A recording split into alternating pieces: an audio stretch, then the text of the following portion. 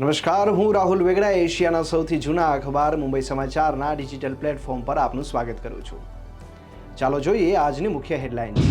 વડાપ્રધાન નરેન્દ્ર મોદીએ નવનિર્મિત નેશનલ રિસર્ચ ફાઉન્ડેશન એનઆરએફની પ્રથમ જનરલ બોર્ડ બેઠકની અધ્યક્ષતા કરી. કેન્દ્રીય ગૃહ પ્રધાન અમિત શાહ ભારતીય સાયબર ક્રાઇમ કોર્ડિનેશન સેન્ટર I4Cના પ્રથમ સ્થાપના દિવસ સમારોહને સંબોધિત કર્યું. આજે જ 4 મુખ્ય સાયબર પ્લેટફોર્મ લોન્ચ કરવામાં આવ્યા. મણિપુરમાં હિંસા ફાટી નીકળી રાજ્યમાં 15 સપ્ટેમ્બર સુધી ઇન્ટરનેટ સેવાઓ બંધ કરવામાં આવી. દિલ્હી ભાજપના ધારાસભ્યોએ રાષ્ટ્રપતિ દ્રૌપદી મુર્મુને મળીને દિલ્હી સરકારને બરતરફ કરવાની માંગ કરી.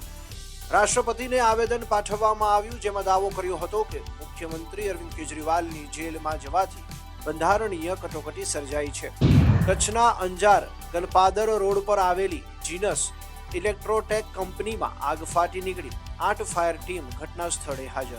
અમરેલીના રાજુલા પંથકમાં ધીમી ધારે વરસાદના ઝાપટા. રાજુલાના છતડિયા, હિંડોરણા સહિતના વિસ્તારમાં વરસાદ શરૂ.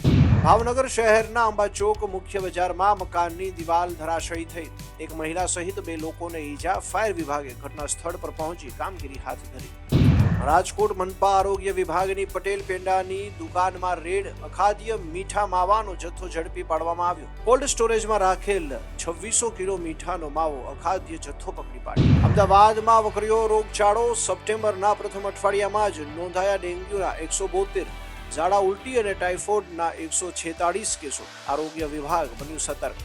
તો આ હતા આજના મુખ્ય સમાચાર. વધુ અપડેટ્સ અને માહિતીસભર વિડીયોઝ માટે જોતા રહો મુંબઈ સમાચારનું ડિજિટલ પ્લેટફોર્મ.